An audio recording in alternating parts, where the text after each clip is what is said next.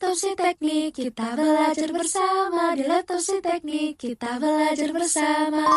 Hai, aku Grace Kambuna. Kenalin, nama aku Wina Manda.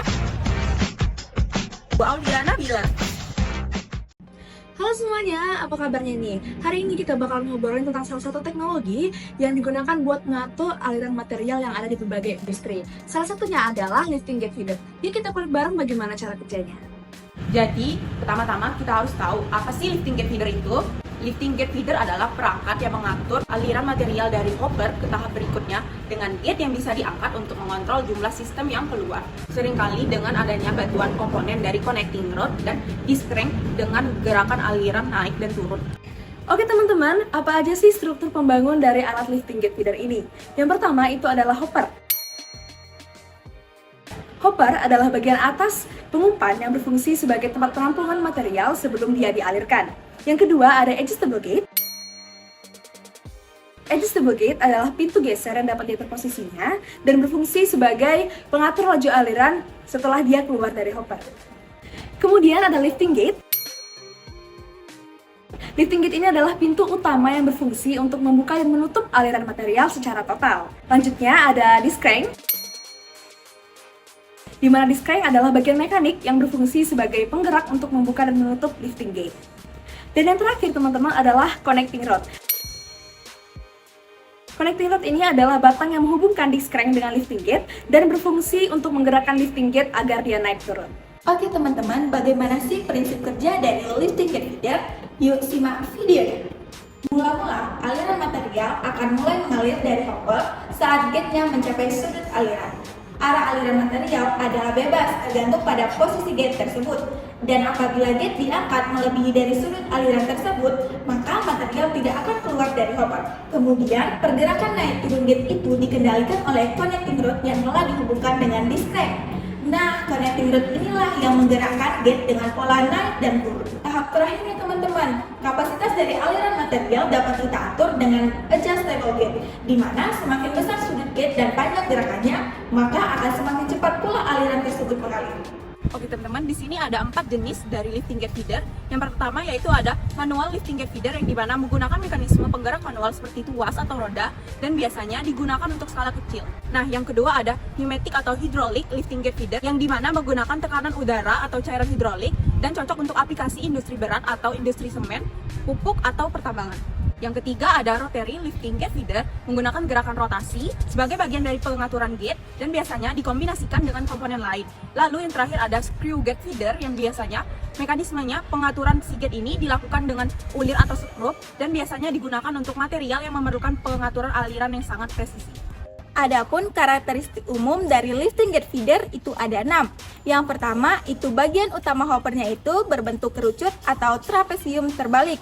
Yang kedua, cocok untuk material granula, bubuk maupun biji-bijian.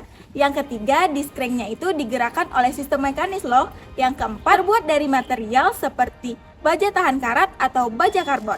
Dan yang kelima, itu cocok untuk pengukuran dan pengeluaran material dalam jumlah yang konsisten dan juga terkontrol. Dan yang terakhir, lifting gate feedernya dapat bekerja dengan gerakan naik dan turun. Oke teman-teman, di mana sih alat lifting gate feeder ini kita gunakan?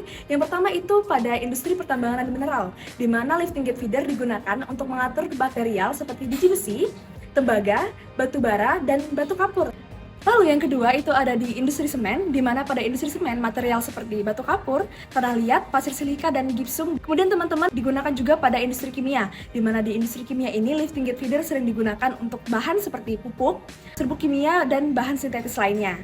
Kemudian pada industri pangan, dalam industri pangan lifting gate feeder ini digunakan untuk mengontrol aliran bahan seperti biji-bijian, misalnya seperti beras, gandum, atau kacang-kacangan. Ada beberapa faktor yang dapat menentukan pemilihan dari lifting gate feeder. Nah, yang pertama yaitu tergantung materialnya. Untuk material halus memerlukan pengaturan khusus agar mencegah penyumbatan, sedangkan untuk material yang kasar memerlukan komponen yang tahan lama. Lalu yang kedua yaitu kapasitasnya memerlukan sistem yang lebih kuat untuk menjaga konsistensi aliran material. Dan yang ketiga yaitu komponen harus tahan terhadap kondisi ekstrim atau suhu yang lebih tinggi. Nah, yang terakhir ada jenis penggeraknya yaitu manual, motor listrik, dan pneumatik atau hidrolik dipilih sesuai kebutuhan material tersebut. Jadi, pada saat kita menggunakan lifting gate feeder ini, kita harus tahu nih bagaimana pedoman penggunaan alat lifting gate feeder atau rule of thumb-nya. Yang pertama itu, kita harus memeriksa seluruh komponen lifting gate feeder apakah dalam kondisi baik atau ada yang rusak. Yang kedua itu, material yang kita gunakan itu harus sesuai dengan spesifikasi alat yang kita gunakan. Yang ketiga, adjustable gate harus kita sesuaikan terlebih dahulu agar tidak terlalu tinggi atau terlalu rendah, karena hal ini dapat menyebabkan kelebihan material pada sistem. Yang keempat, selama operasi berlangsung, kita harus memastikan nih alat bekerja dengan baik atau harus berhenti apabila ada tanda penggangguan.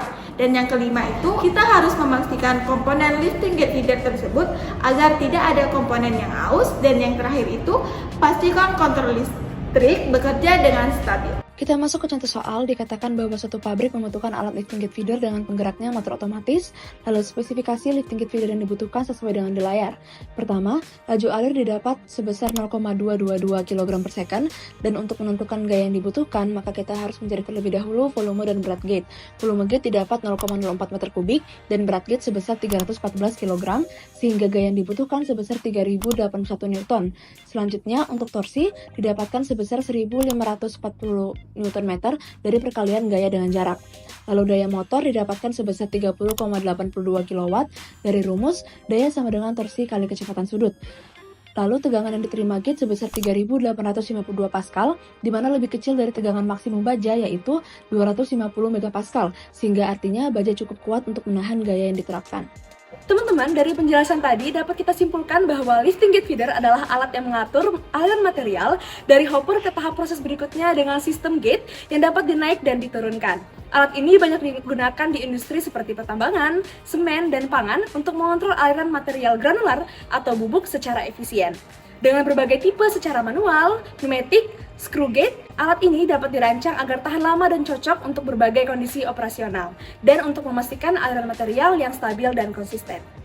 Oke teman-teman, itu tadi penjelasan singkat alat industri kimia yaitu lifting gate feeder. Jumpa lagi di pembelajaran berikutnya. Bye-bye!